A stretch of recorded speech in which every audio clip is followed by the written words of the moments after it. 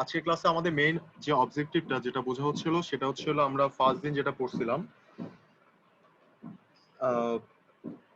যে superposition formula use করে যে আমরা হচ্ছিল এক্সিয়াল লোডের যে প্রবলেমগুলো সলভ করছিলাম। তো আগের দিনের প্রবলেম আর আজকের প্রবলেমের মধ্যে একটু ডিফারেন্স। এই প্রবলেমটা মনে হয় আমি তোমাদের একটু করতে বলছিলাম, হয়তো অনেকে চেষ্টা করছো, অনেকে প্রবলেম হয়েছে আমাকে জানাইছে। তো আমি মনে করলাম যে তাহলে আমি এই প্রবলেমটা তোমাদেরকে দেখাই। সো এই প্রবলেমটার আগের প্রবলেমটার মধ্যে বেসিক ডিফারেন্সটা তোমরা হয়তো বুঝতে পারতেছো যে প্রবলেমটা হচ্ছে দুইটা পয়েন্টই ফিক্সড। আগের প্রবলেমগুলো হয়তো কোনোটা পয়েন্ট ফিক্স ছিল না বা একটা সাইড ফিক্স ছিল। সো ওই টাইপের প্রবলেমগুলো হয়তো করতে ইজি হয়েছে, বাট এই টাইপের প্রবলেমগুলো সলভ করার ক্রাইটেরিয়া সেম, ঠিক আছে, কনসেপ্ট একই, বাট প্রবলেমটার টাইপসটা একটু আলাদা। সো আমি একটা প্রবলেম দেখা দিচ্ছি, এই প্রবলেমটা দুইটা ভাবে করা যায়, ঠিক আছে। সো আমি দুইটা টাইপসে দেখাবো। সো দুইটা টাইপসের মধ্যে তোমাদের কাছে যেই টাইপসটা ইজি মনে হয় তোমরা সেই মানে প্রসেসটা অ্যাডপ্ট করবা, বুঝতে পারছো?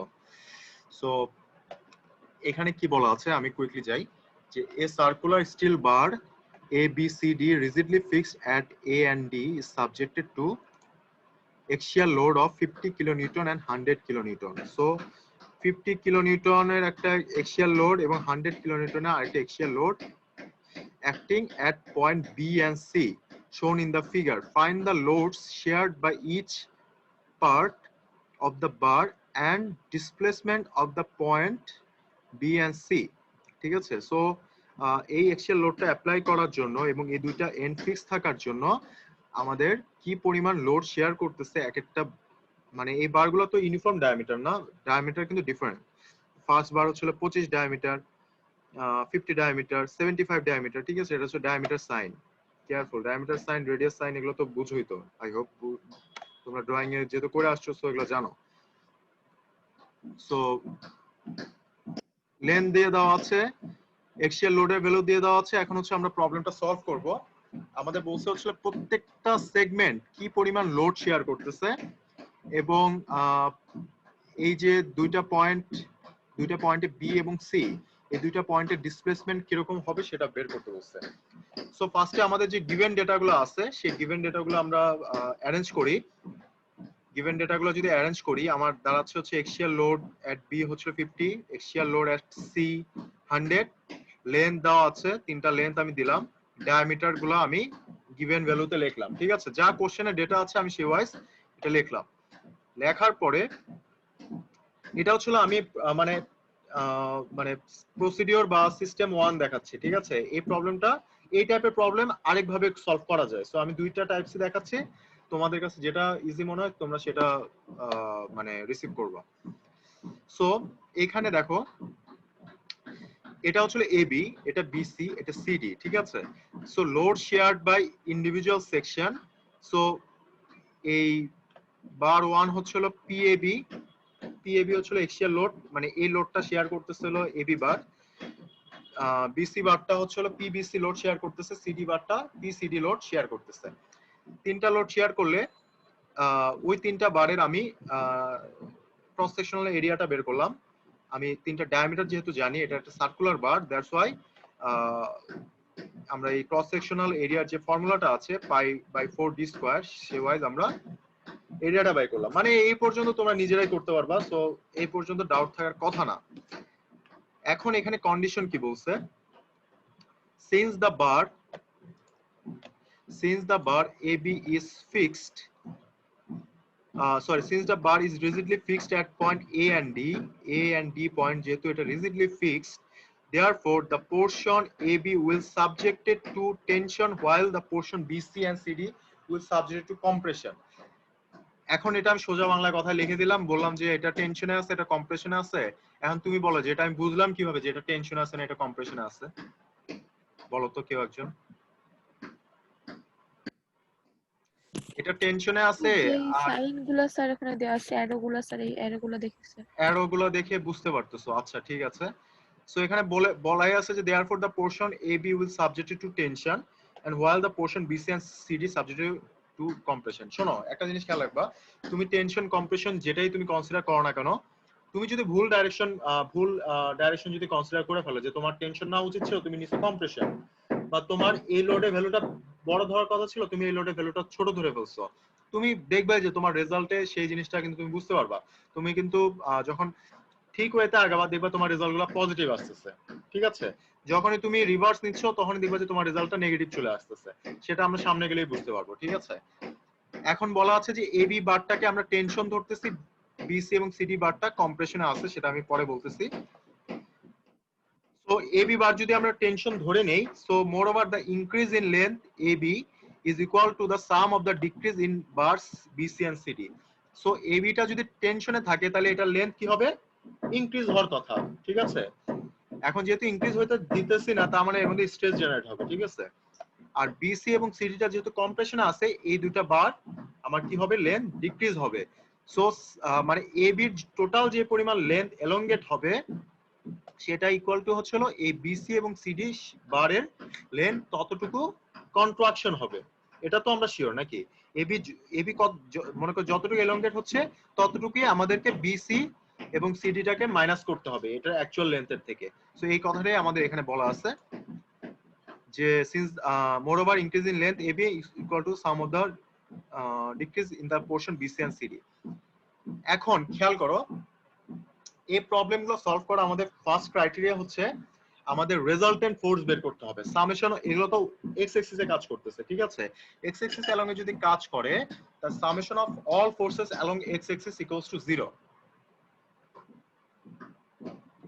এখন summation of all forces along x axis equals to যদি 0 হয় তাহলে আমাদের এখানে কি হয়ে যাচ্ছে একটু দেখো তো।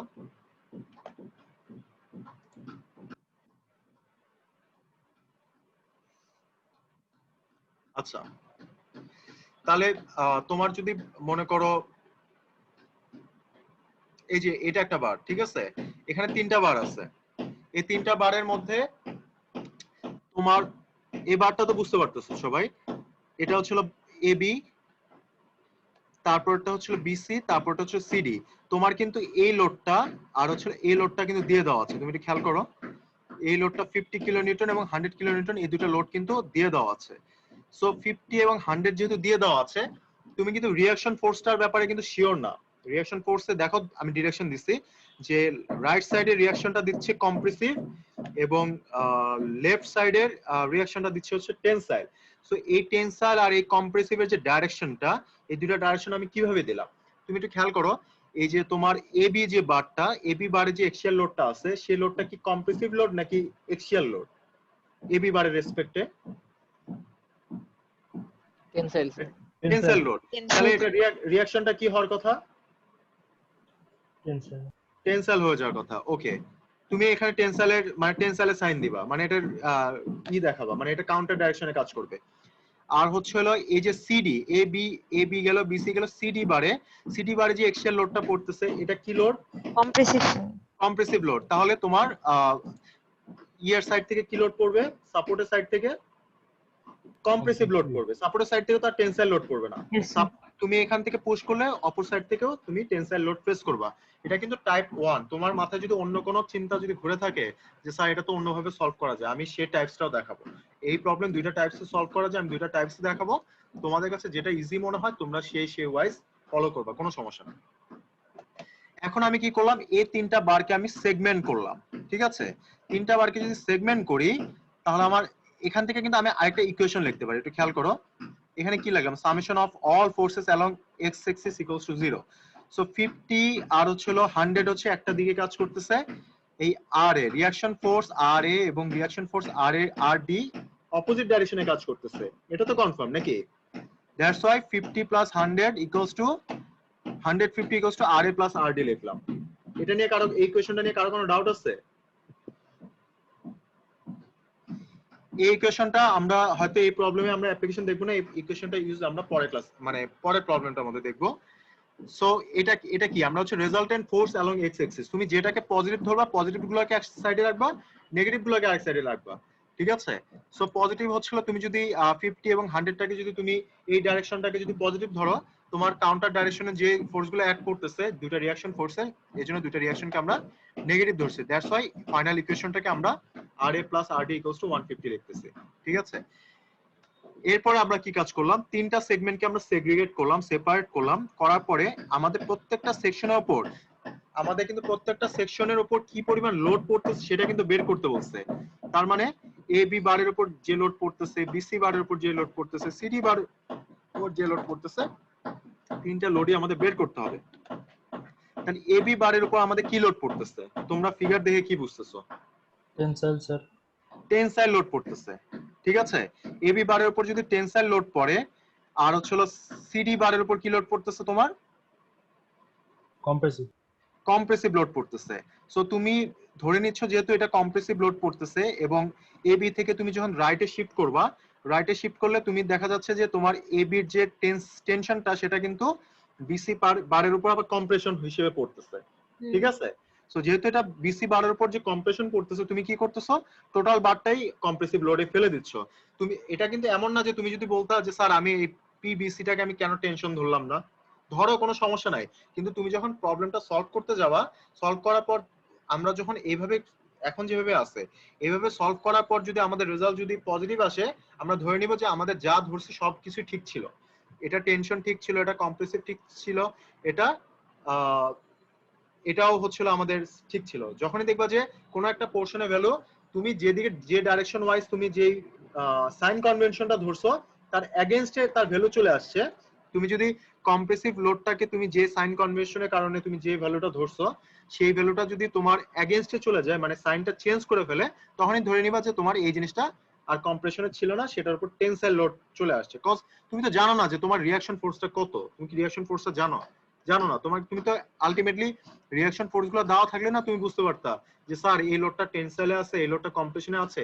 এই জিনিসটা আমরা এই যে সুপার পজিশনে যে প্রথম দিকে যে প্রবলেমটা সলভ করছিলাম, সুন্দর করে ফোর্স ব্যালেন্স করে করে আমরা বের করছিলাম না যে হ্যাঁ টেনশনে আছে, এরপরে হচ্ছে টেনশন মাইনাস কম্প্রেশন করলে টেনশনের লোড বেশি, কম্প্রেশনের লোড কম, সো সামেশন করলে দেখা যাচ্ছে যে টেনশনের লোডটা বেশি, তার মানে বারটা আমার টেনশনে আছে। এইভাবে করে করে আমরা বের করছিলাম না ওই প্রথম দিকের প্রবলেমটা। কিন্তু এখানে তো আমাদের ভ্যালুটা আননোন, আমরা তো রিঅ্যাকশন ফোর্সের ভ্যালু জানি না, দ্যাটস ওয়াই আমাদেরকে এটাকে অ্যাজিউম করে নিতে হচ্ছে, ঠিক আছে। সো পিএবি বারটা যদি আমাদের টেনশনে থাকে, এই এক্সিয়াল লোডটা যেহেতু বিসি বারের উপর কম্প্রেশন লোড অ্যাপ্লাই করতেছে, সো আমি পিবিসি টা কম্প্রেসিভ ধরে নিচ্ছি, ঠিক আছে। সিডি বারটাও যেহেতু এটার উপর কম্প্রেসিভ লোড অ্যাপ্লাই করতেছে, দ্যাটস ওয়াই পিসিডি বারটাও আমি কম্প্রেশন ধরে নিচ্ছে। এটা কিন্তু একটা টাইপস, তোমার কাছে যদি এই টাইপসটা যদি ফিজিবল না মনে হয় যে স্যার এটা আমার কাছে বুঝতে একটু কনফিউজিভ, মানে কনফিউশন বেশি মনে হচ্ছে, তুমি তাহলে নেক্সট টাইপসটা খেয়াল করো, ওটা যদি ইজি মনে হয় দেন তুমি ওটা ফলো করবা। এরপরে দেখো তুমি এটা বুঝে গেলা, এটা করার পরে তারা কি করছে এটা দেখো, from geometry of the bar we find that কি লিখছে দেখো, PAB plus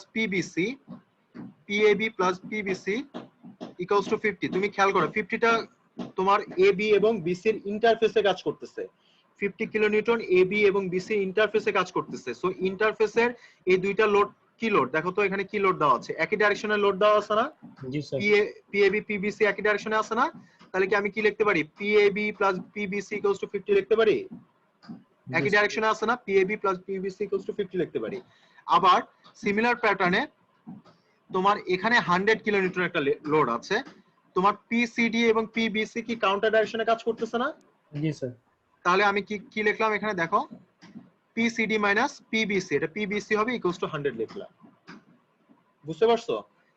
এটা অনেকে মানে মেনে নিতে একটু কষ্ট হবে, ঠিক আছে। দ্যাটস ওয়াই আমি এটা ফার্স্টে করার পরে আমি হচ্ছিল মানে কনভেনশনাল ওয়েতে আমি প্রবলেমটা সলভ করছি। এটা কিন্তু একটা ওয়ে আছে, ঠিক আছে।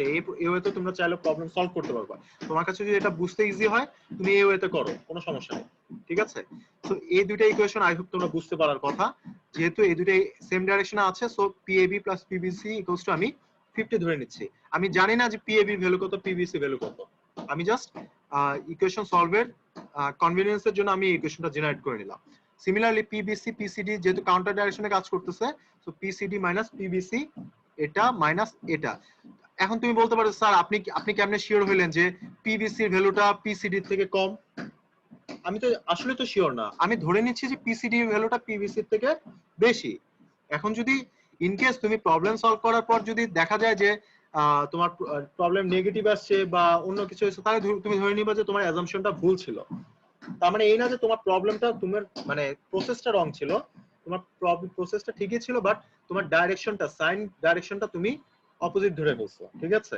সো আমরা মানে একটা প্রসেস ধরে তো তোমাকে আগাইতে হবে, প্রোগ্রেস না করলে তুমি বুঝতে পারবে না। এরপরে কি বলে দেওয়া হচ্ছে তুমি একটু দেখো, এখানে বলে দেওয়া হচ্ছে এই যে আমরা এখানে যে কথাটা পড়ছি যে moreover the increase in length A B equals to sum equal to the sum of decrease in length of the portion BC and CD. তার মানে এ বির যে সামে মানে এ বির যে লেন্থের ডিফরমেশনটা মানে due to action of tensile লোডের কারণে যে এটার লেন্থ ইনক্রিজ হচ্ছে, বিসি এবং সিডি কম্প্রেসিভ লোডের কারণে ইকুয়াল অ্যামাউন্ট অফ মানে এই এটা যতটুকু ইনক্রিজ হবে সেই ইনক্রিজের পোর্শনটা কোথায় যাবে, যেহেতু দুইটা সাইড ফিক্সড আছে তাহলে সে কি করবে, পিবিসি এবং পিসিডিটাকে আরো কন্ট্রাকশন করবে বা কম্প্রেস করবে। এই জন্য আমরা কি করলাম, এই del L A B L del BC del CD এই ইকুয়েশনটাকে দেখো, এই যে পরে দেখো, since the value del L A B is equals to the summation of del L BC plus del L CD. এই যে তিনটা ইকুয়েশন বের করলাম, এই তিনটা ইকুয়েশনকে দেখো, এই ইকুয়েশনটা ইকুয়ালস টু এই ইকুয়েশন প্লাস এই ইকুয়েশন।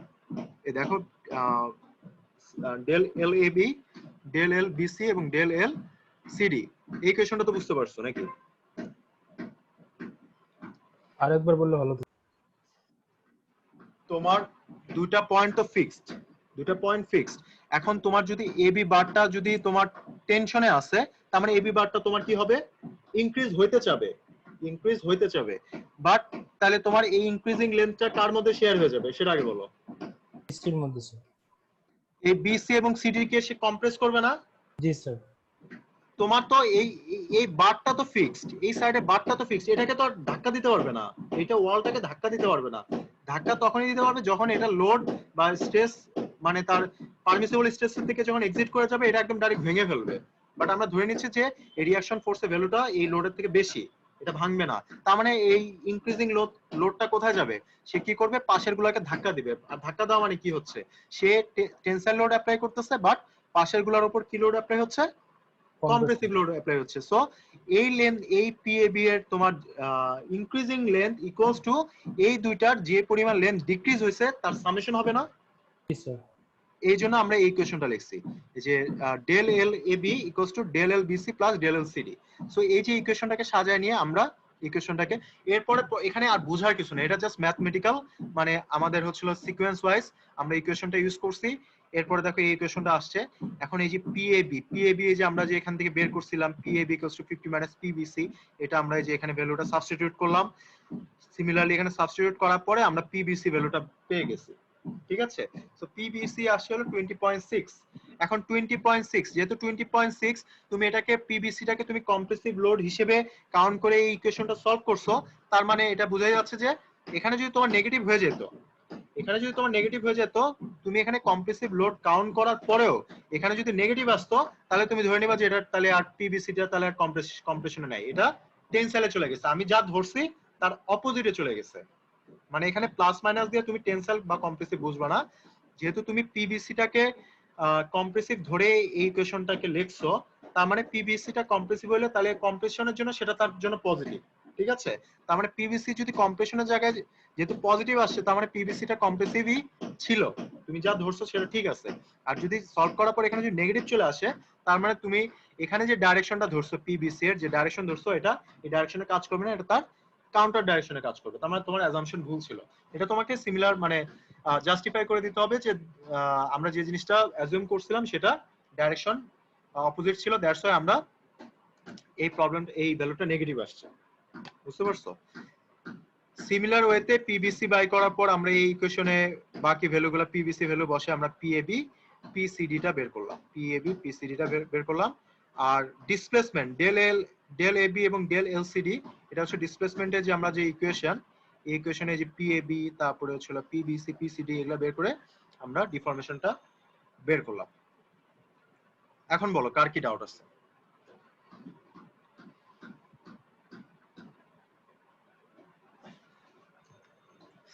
এটা একটা টাইপ গেল, এটা তোমার কাছে কমপ্লেক্স লাগতেও পারে।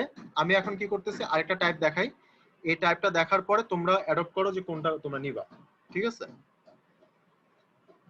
এখানে কি বলা আছে, একটা প্রবলেম, বইয়ের 247 number problem. The composite bar in the figure is stress free before axial load P1 and P2 are applied. Assuming that the wall are rigid, এই দুইটা ওয়াল রিজিড করে দেওয়া আছে। Calculate the stress in each material if P1 and P2 150 and 90। So তোমার এখানে দেখো ফিগারটা যদি খেয়াল করো, তোমার এখানে তিনটা বার দিয়ে দেওয়া আছে, এ বি, বি সি এবং সিডি তিনটা বার দিয়ে দেওয়া আছে। তিনটা বার দুইটা পয়েন্ট রিজিডলি ফিক্সড, তিনটা বারে তিন টাইপের material, aluminium material, still material, bronze material. তিনটা বারে লেন্থ দিয়ে দেওয়া আছে, এক্সিয়াল লোডের ডাইরেকশন দিয়ে দেওয়া আছে। এক্সিয়াল লোডের P1 এবং P2 এর ডাইরেকশন কিন্তু তোমার কোশ্চেনে দিয়ে দেওয়া আছে এবং ভ্যালুগুলো কিন্তু দিয়ে দেওয়া আছে, ঠিক আছে। তোমাকে এখন এই প্রবলেমটা সলভ করতে বলছে, কি বের করতে বলছে? আগের প্রবলেমে আমরা শেয়ার্ড লোড বের করছি এবং ডিসপ্লেসমেন্ট বের করছি, এখানে আমাদের ডাইরেক্ট কি বের করতে বলছে? স্ট্রেস, প্রত্যেকটা সেগমেন্টে কি পরিমাণ স্ট্রেস জেনারেট হয়েছে সেটা বের করতে বলছে। সিমিলার ওয়েতে আমরা এই প্রবলেমটা কি করলাম দেখো, এখানে যে ফিগারটা আছে, ফিগারটা নিয়ে কারো কোনো ডাউট আছে কিনা আগে বলো।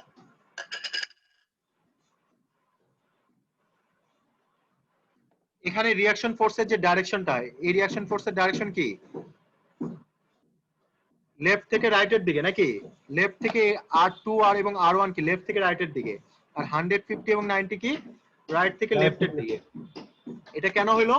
কজ হচ্ছিল 150টা যেহেতু আমার এই বারের উপর হচ্ছিল কম্প্রেসিভ লোড দিচ্ছে, আমরা খালি চোখে যেটা দেখতেছি, দ্যাটস ওয়াই আমার R1টা হয়ে গেছে কম্প্রেসিভ। আর 90টা যেহেতু মানে 90টা বেসিক্যালি কি তোমার হচ্ছিল এই স্টিল বার এবং ব্রোঞ্জ বারের উপর যে অ্যাপ্লাইড যে লোড, দুটার মধ্যে যে অ্যাপ্লাইড লোড সেটার রেজাল্টেন্টটাই হচ্ছিল 90, বুঝতে পারছো? এবং এই অ্যালুমিনিয়াম এবং স্টিলের উপর যে লোড সেটা রেজাল্টেন্টটাই কিন্তু 150। তার মানে বোঝা যাচ্ছে যে এটার উপর যদি হয়তো তোমার একটা লোড ছিল এবং তাতে দেখা যাচ্ছে যে তোমার এটা যদি টেনসাইল লোডও থেকে থাকতো, তার কম্প্রেসিভ লোডটা বেশি থাকার কারণে এটার উপর কম্প্রেসিভ লোড পড়ছে, ঠিক আছে। সো R1 এবং R2 এর ডাইরেকশন নিয়ে যদি প্রবলেম না থাকে, আমরা কি করলাম? Summation of all forces along x axis equals to 0। R1 R2 যেহেতু এক ডাইরেকশনে, সো পজিটিভ। কাউন্টার ডাইরেকশনে আমার 150 প্লাস 90 যোগ করলাম, 240 আসলো। সো এটা একটা ইকুয়েশন আসলো, যে ইকুয়েশনটা কিন্তু আমরা আগের প্রবলেমে ইউজ করি না। আগের প্রবলেমে আমরা কি করছি? PAB, PCD, PBC করে আমরা প্রবলেমটা সলভ করছি জিওমেট্রি থেকে। বাট এই প্রবলেমে আমরা কিভাবে সলভ করতেছি দেখো, এই প্রবলেমটা তোমাদের শুরুর দিকে যে এই টাইপের যে প্রবলেম করানো হয়েছে সেটার সাথে সিমিলার। সো আমার মনে হয় এই প্রবলেমটা বুঝতে তোমাদের প্রবলেম থাকার কথা না, খুব একটা বেশি কনফিউশন হবে না। এখানে কি করছে দেখো, তুমি তিনটা সেগমেন্টকে আমি আলাদা করে নিলাম। তোমার এই যে তোমার অ্যালুমিনিয়াম বারের উপর তোমার কি লোড পড়তেছে? কি লোড পড়তেছে দেখো? কম্প্রেসিভ লোড পড়তেছে। যেহেতু অ্যালুমিনিয়াম বারের উপর তোমার কম্প্রেসিভ লোড পড়তেছে, তুমি হচ্ছে R1 জানো, ঠিক আছে। R1 রিঅ্যাকশন ফোর্স R1 জানো যে R1 এটা রিঅ্যাকশন ফোর্স R1 হবে। বাট এই 150 কিলোনিউটন এর টোটালটাই কি কম্প্রেসিভ হবে? 150 কিলোনিউটনটা কিন্তু তোমার হচ্ছিল এই বারটা এবং এই বার দুইটার উপরে কিন্তু অ্যাকশন আছে, কিন্তু এটা দুইটার উপরে কিন্তু এটা ইফেক্ট আছে, দুইটার রেজাল্টেন্ট মিলে 150 হইছে। তুমি এটা 150টাকে তুমি ডাইরেক্টলি কিন্তু ইউজ করতে পারো না, ঠিক আছে। তুমি এখানে কি করলাম, আমি যেহেতু এখানে R1 আছে, তুমি R1 এ কাউন্টারে এখানে আরেকটা R1 তুমি অ্যাড করলাম, যেটা আমরা প্রথম দিকে যখন আমরা সলভ করছি এইভাবে কিন্তু সলভ করছিলাম। রাইট থেকে লেফটে যখন যাচ্ছিলাম আমরা কিন্তু রাইট সাইডে যে ফোর্স আছে তার কাউন্টারে ইকুয়াল অ্যামাউন্ট অফ একটা নেগেটিভ ফোর্স বা কম্প্রেসিভ ফোর্স দিয়ে পরের ইকুয়েশনে যে পরের সেগমেন্টে যে দেখো এই R1টাকে আমরা ব্যালেন্স করে দিছি, বুঝতে পারছো? এই জিনিসটা তো তোমাদের তো মানে ইন্ট্রোডিউস তোমরা এটার সাথে। R1 যদি এটা রিঅ্যাকশন ফোর্স হয়, তাহলে R1 এর রিঅ্যাকশন ফোর্সের এগেইনস্টে তার মানে এখানে একটা R1 ফোর্স দিবে। যেহেতু এখানে R1 ফোর্স দিচ্ছে, দুটো যেহেতু কম্প্রেসিভ লোড, তার মানে কি এখানে ডিফরমেশন হয়ে যাচ্ছে কতটুকু? ডেল এক্স পরিমাণ অ্যামাউন্ট অফ মানে ডিফরমেশনটা মানে এই ফার্স্ট বারের উপর পড়তেছে। এখন যেহেতু এই R1টা তুমি এখানে এক্সট্রা অ্যাপ্লাই করছো এটাকে ইকুইভ্যালেন্ট করার জন্য বা ব্যালেন্স করার জন্য, দ্যাটস ওয়াই তুমি কি করতেছো, এই R1 এর কাউন্টারের এই বারের উপর একটা কাউন্টার লোড তুমি অ্যাপ্লাই করে তুমি এখন এই R1 এবং এই R1টাকে কাটাকাটি করলে কি চলে যাচ্ছে না? মিনিমাইজ হয়ে যাচ্ছে না? এটা নিয়ে কারো ডাউট আছে? এটা নিয়ে তো ডাউট থাকার কথা না। এই টাইপের প্রবলেম তোমরা সিটিতে সলভ করছো, অ্যাসাইনমেন্টে সলভ করছো বা ইয়াতে সলভ করছো। সো এই কনসেপ্টের সাথে তোমরা কিন্তু পরিচিত। তোমরা জাস্ট ওই কনসেপ্টের সাথে এই প্রবলেমটাকে মিলানোর চেষ্টা করো জাস্ট। যেহেতু R1 এদিকে কাজ করতেছে, ছবিতে তাহলে এখানে 150 কাজ করতেছে না? সো এই 150টা কোন ডাইরেকশনে কাজ করতেছে? এই ডাইরেকশনে কাজ করতেছে, ঠিক আছে? সো এখন আমরা কি করলাম, এখন যদি আমরা R1 এর থেকে 150 টাকে যদি বড় ধরে নেই, তুমি যদি R1 কে বড় ধরো তাহলে লিখতে হবে R1 - 150, আর যদি তুমি 150 টাকে বড় ধরো তাহলে 150 - R1। তাহলে 150 কে যদি বড় ধরো তাহলে এটার ডাইরেকশন কোন দিকে হবে? টেনসাইল হবে নাকি কম্প্রেসিভ হবে? Compressive sir. কি হবে? কম্প্রেসিভ হবে। এটার জন্য টেনসাইল স্যার, এইবারের জন্য টেনসাইল স্যার। এইবারের জন্য টেনসাইল হবে, এইবারের জন্য টেনসাইল হবে। তুমি বলতে পারো যে স্যার আমি তো R1 - 150 ও লিখতে পারতাম, বাট তুমি তো R1 জানো না। R1 যদি তুমি জানতা তাহলে তুমি লিখতে পারতা, বাট আগের প্রবলেমগুলো আমরা যে প্রথম দিকে প্রবলেমগুলোতে আমরা লোডের ভ্যালুগুলো জানতাম, দ্যাটস ওয়াই আমরা প্লাস মাইনাস করে যদি দেখতাম যে পজিটিভ হইছে আমরা টেনসাইল বসাইতাম, নেগেটিভ হলে আমরা কম্প্রেসিভ করতাম। বাট এখানে যেহেতু R1 তুমি জানো না, তুমি 150 - R1 লিখলা। যেহেতু 150 - R1 লিখলা, তাহলে এটার ডাইরেকশন কোন দিকে হবে? এবারের জন্য টেনসাইল হবে। যদি তুমি R1 - 150 লিখতা তাহলে এইবারের জন্য এটা কি হতো? কম্প্রেসিভ। কম্প্রেসিভ হতো। তাহলে তুমি তুমি যদি মনে করো স্যার আমি এখানে টেনসাইল না ধরে কম্প্রেসিভ ধরে করতে চাই, তুমি করো, কোনো সমস্যা নাই। করার পর তুমি দেখবে যে তোমার ভ্যালুটা চলে আসতেছে নেগেটিভ, তার মানে তুমি ধরে নিবা যে তোমার ওইটাকে তোমার টেনসাইল ধরলে ওই জিনিসটা পজিটিভ চলে আসতো। এটাই, আর কিছু না। নেগেটিভ ধরলে যে ভুল হবে তা না, বাট তুমি এখানে এই 150 টাকে বড় ধরে R1 টাকে ছোট ধরে 150 - R1 টেনসাইল ধরে নিতে হবে। তাহলে 150 - R1 যদি এই সাইডে টেনসাইল ধরো, তাহলে অপর সাইডে 150 - R1 আরেকটা টেনসাইল ধরতে হবে ব্যালেন্স করার জন্য। এটা নিয়ে কারো কোনো ডাউট আছে? No sir. ডাউট নাই। তাহলে এখানে যেহেতু 150 - R1 এখানে একটা টেনসাইল আমরা যেহেতু এখানে দিয়ে দিছি, তাহলে এটাকে ব্যালেন্স করার জন্য আমি পরের বারে 150 - R1 এই ডাইরেকশনে দিতে পারি কিনা? পারি? জি স্যার। দিতে পারি। আর এবারে এখানে এক্সট্রা একটা রেজাল্টেন্ট লোড ছিল, সেটা কত ছিল? 90। সো এই 90 টাকে আমি এখানে কি করলাম? অ্যাড করে দিলাম, ঠিক আছে? 90 টাকে অ্যাড করে দিলে এই দুটো কি এক ডাইরেকশনে না অপোজিট ডাইরেকশনে? একই ডাইরেকশন। এক ডাইরেকশনে। এটা সাম করে দিলাম না? দেখো 150 + 90 240 - R1। তাহলে এটা কি লোড হবে? এটা কি লোড হবে? Tensile load. এটা ডাইরেকশন কোন দিকে কাজ করতেছে? টেনসাইল ডাইরেকশনে কাজ করতেছে।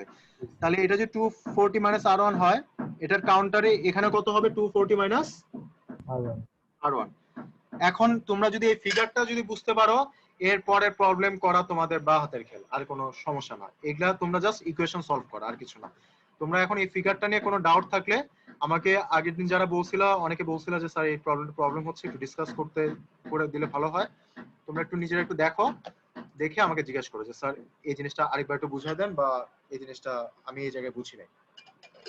জাস্ট ফিগারটা বুঝলে তুমি প্রবলেম সলভ করতে পারবে। এই দেখো এরপরে কি করছে, এরপরে দেখো এই যে এই ইকুয়েশনটাকে নিয়ে ইকুয়েশনটাকে রিডিফাইন করে, এই যে দেখো অ্যালুমিনিয়াম বারের তোমার কম্প্রেশন ইকুয়ালস টু স্টিল এবং ব্রোঞ্জ বারের টেনশন। তার মানে স্টিল এবং ব্রোঞ্জ বার যে পরিমাণ টেনসাইল বা যে পরিমাণ টেনশন হচ্ছে, সেই পরিমাণ টেনশন ধাক্কাটা কি করতেছে? কম্প্রেশন দিচ্ছে কার উপর? তোমার অ্যালুমিনিয়াম বারের উপর। দ্যাটস ওয়াই আমি এই অ্যালুমিনিয়ামটাকে একটা সাইডে রেখে স্টিল এবং ব্রোঞ্জ বারটাকে আরেকটা সাইডে রাখছি, রেখে দেন হচ্ছে আমি ইকুয়েশনটা সলভ করলাম। ইকুয়েশন সলভিং আমার মনে বুঝতে প্রবলেম হওয়ার কথা না, তোমরা একটু বুঝতে পারবা আই হোপ। এখন তোমরা এই ফিগারটা দেখে দেখো যে ফিগারে কোনো প্রবলেম আছে কিনা, একটু দেখো, ঠান্ডা মাথা দেখে আমাকে আস্ক করো।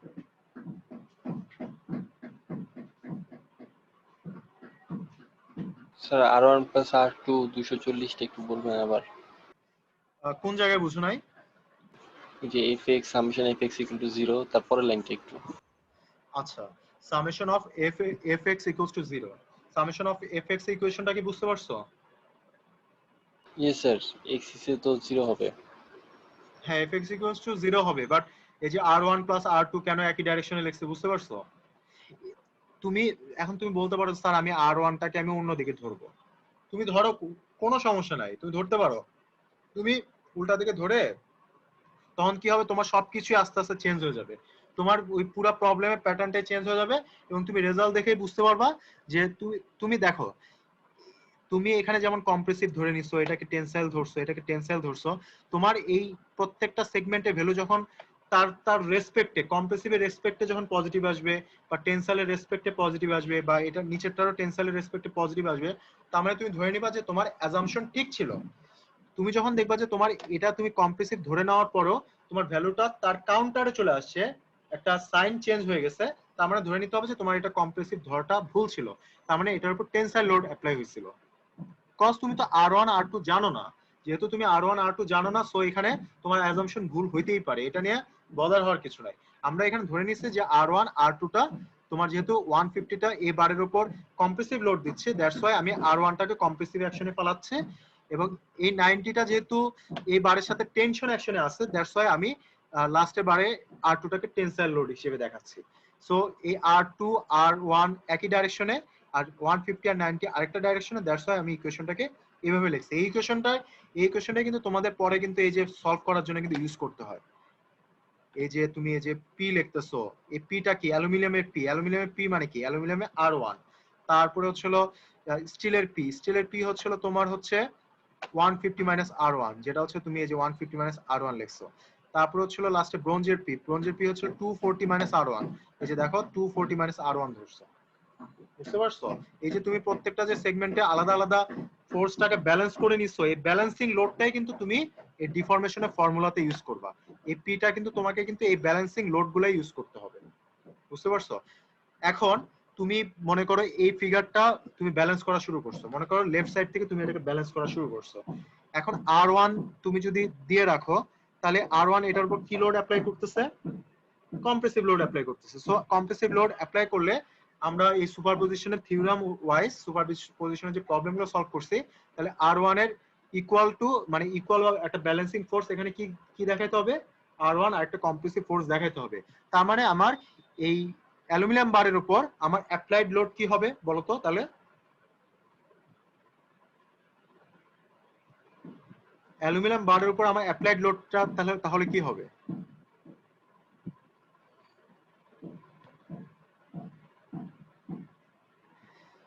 আগের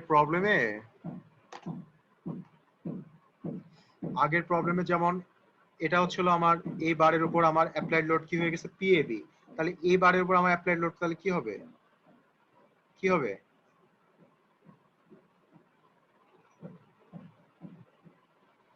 এই বারটার উপর অ্যাপ্লাইড লোড কি হবে? তোমার রিঅ্যাকশন ফোর্স যেটা পড়তেছে সেটা তার অ্যাপ্লাইড লোড হবে না? তুমি তো R1 টাকে ব্যালেন্স করে ফেলছো, এই রিঅ্যাকশন ফোর্স R1 টাকে এখানে ব্যালেন্স করে ফেলছো। এখন বলতে পারো স্যার 150 তাহলে কই গেল? 150 টাকে আমি এখানে R1 টাকে যেহেতু এখানে এক্সট্রা অ্যাড করছি, এটা কাউন্টার ডাইরেকশনে আমি পরের বারে আমি কাউন্টার ডাইরেকশনে R1 টা অ্যাপ্লাই করলাম। এখানে এসে তোমার 150 টা ব্যালেন্স হবে। তোমরা যদি এই ফিগারটা যদি না বুঝে থাকো, তাহলে আমার মনে করবো যে তোমরা সুপারপজিশনের প্রবলেমও বুঝো নাই, বা তোমরা অ্যাসাইনমেন্টটা বুঝে করো নাই, দেখে দেখে করছো, কপি করে করছো, বুঝতে পারছো? অ্যাসাইনমেন্ট যদি তোমরা করে থাকো নিজেরা বা ওই প্রবলেমটা যদি বুঝে থাকো, আমার মনে হয় এই কনসেপ্টটা এখানে নতুন কিছু না। ওই জায়গায় তোমার ভ্যালুগুলো প্রত্যেকটা ভ্যালু দিয়ে দেওয়া ছিল, এখানে তোমার R1 R2 ভ্যালু আননোন।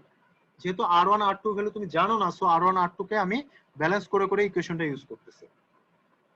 আমি এটা বলতেছি না যে তোমাদের এখনই 100% বুঝতে হবে, বাট তোমরা জাস্ট আমি এখন যা বলতেছি এটা মাথায় নিয়ে রাখো, বাসায় জাস্ট 10 মিনিট ঠান্ডা মাথায় চিন্তা করে নিজেরা ফ্রেন্ড ডিসকাস করে, আই হোপ তোমাদের বুঝতে পেরে যাওয়ার কথা। এই R1 এর কাউন্টারে আমি এখানে আরেকটা লোড অ্যাপ্লাই করলাম, তারপরে হচ্ছিল 150 টাকে ব্যালেন্স করলাম। এখন 150 টাকে আমি গ্রেটার ধরে নিলাম R1 এর রেসপেক্টে, যেহেতু 150 টা R1 এর রেসপেক্টে গ্রেটার, তাহলে 150 গ্রেটার দেন R1, সো 150 কে R1 থেকে বিয়োগ দিয়ে দিলাম, ঠিক আছে? মানে এটা হচ্ছে ব্যালেন্সড ফোর্স। এই 150 R1 হচ্ছিল এটার উপর টেনসাইল লোড দিচ্ছে না কম্প্রেসিভ লোড দিচ্ছে, যেহেতু 150 টাকে আমি বড় ধরে নিছি, দ্যাটস ওয়াই 150 যেহেতু গ্রেটার, এজন্য এই 150 মাইনাস R1 এটা হচ্ছে টেনসাইল লোড হচ্ছে এই বারের উপর। সো 150 মাইনাস R1 যেহেতু টেনসাইল লোড হচ্ছে, সো এইটাকে ব্যালেন্স করার জন্য এখানে 150 মাইনাস R1 দিচ্ছে। সো সিমিলার ওয়েতে আমরা স্টিল বারে P সমান 150 মাইনাস R1 লিখছি। সিমিলার ওয়েতে এই 150 মাইনাস R1 কে আমরা লাস্ট ইয়েতে ব্যালেন্স করতেছি তোমাদের ব্রোঞ্জ বারে, এবং এখানে যে 90 যে ভ্যালুটা আছে, এই 90 ভ্যালুটাকে এখানে অ্যাড করলাম, যেহেতু দুটো একই ডাইরেকশনে কাজ করতেছে, তাহলে কি হবে? 90 এটার সাথে কি হয়ে যাবে? সাম হয়ে যাবে। তোমরা জাস্ট ডাইরেকশনগুলো খেয়াল করবে, অ্যারোগুলো খেয়াল করবে। অ্যারোগুলো যদি খেয়াল করো, কোনটা কার সাথে পজিটিভ হচ্ছে কোনটা কার সাথে নেগেটিভ হচ্ছে সেটা তোমরা বুঝতে পারবা। জাস্ট অ্যারোর ডাইরেকশনগুলো খেয়াল করবা, ঠিক আছে? যেহেতু এই দুটো অ্যারো একই ডাইরেকশনে, এজন্য আমরা কি করলাম? 150 minus r1 plus 90 equals to 240 minus r1, যেহেতু এটা টেনসাইল অ্যাকশন কাজ করতেছে এই বারের উপর, সো 240 minus r1 টেনসাইল আরেকটা সাইডে আমরা দিয়ে দিচ্ছি। এই তিনটা বারের উপর যে অ্যাপ্লাইড লোড, এই অ্যাপ্লাইড লোড গুলো আমরা এই ইকুয়েশনে পি এর জায়গায় রিপ্লেস করব, এবং এই r1 এর যে আমরা ইকুয়েশনটা জানি, এই ইকুয়েশনটার ভ্যালুটাকে আমরা r1 equals to 240 minus r2, যেখানে r1 এর ভ্যালু ডাইরেক্ট লাগবে সেখানে আমরা 240 minus r2 ই করে আমরা ফাইনালি এই যে r1 টা বের করলাম, r2 টা বের করব, এবং এইভাবে প্রত্যেকটা বারের উপর আমরা এক্সিয়াল লোড যেটা সেটা বের করতে পারবো। এখন এই এক্সিয়াল লোড বের করার পরে প্রত্যেকটা বারের ডায়ামিটার তুমি জানো, ডায়ামিটার জানলে তুমি এটাকে এক্সিয়াল লোড থেকে সেই ডায়ামিটারটাকে ডিভাইড করে দিলে তোমার প্রত্যেকটা বারের উপর যে পরিমাণ স্ট্রেস জেনারেট হচ্ছে সেটা তুমি বের করতে পারবে। এখন বলো কোথায় প্রবলেম হচ্ছে? এই প্রবলেমটা যদি তুমি বুঝে ফেলো তাহলে মানে সত্যি কথা এই প্রবলেমটা তুমি একবারে হয়তো বুঝতে পারবে না, ঠিক আছে? আর তার মধ্যে হচ্ছে সবচেয়ে বড় কথা, ক্লাসটা হচ্ছে অনলাইনে হচ্ছে, সো বুঝতে আরেকটু ডিফিকাল্ট হবে তোমাদের কাছে। সো আমি জাস্ট প্রবলেমটা করাইলাম, আমার কথাগুলো তোমরা শুনছো, রেকর্ডিংও পেয়ে যাবা, তোমরা মিলাই নিয়ে নিজেরা একটু ঠান্ডা মাথায় ইন্ডিভিজুয়াল চিন্তা করো, নিজেদের ফ্রেন্ডদের সাথে ডিসকাস করো, এবং যদি মনে হয় যে স্যার কনসেপ্টটা আমার কাছে নতুন লাগতেছে, ব্ল্যাঙ্ক লাগতেছে, তোমরা কি করবা, এই রিলেটেড প্রবলেম আমি যে শুরুর ক্লাসে দিকে করাইছি বা অ্যাসাইনমেন্টের যে প্রবলেমগুলো দিছি ওই প্রবলেমগুলো আবার সলভ করো। সলভ করলে তোমার এই কনসেপ্টটা তখন তোমার আবার রিফ্রেশ হবে মাইন্ডটা, ঠিক আছে? তখন দেখবে এই প্রবলেমটা তুমি ইজিলি বুঝতে পারবে। সো আর কারো কোনো কোশ্চেন থাকলে বলো।